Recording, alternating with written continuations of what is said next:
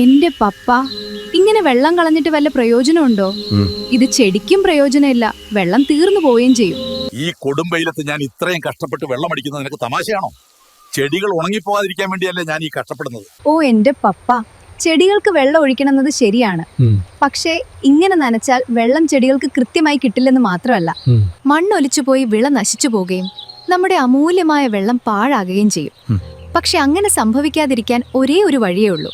കേരളത്തിലെ ഏക drip irrigation pipe നിർമ്മാതാക്കളായ അശോ ലോകോത്തര നിലവാരത്തിലുള്ള പുതിയ all in one drip irrigation കിറ്റുകൾ ഇപ്പോൾ വിപണിയിൽ ഇറക്കിയിട്ടുണ്ട്.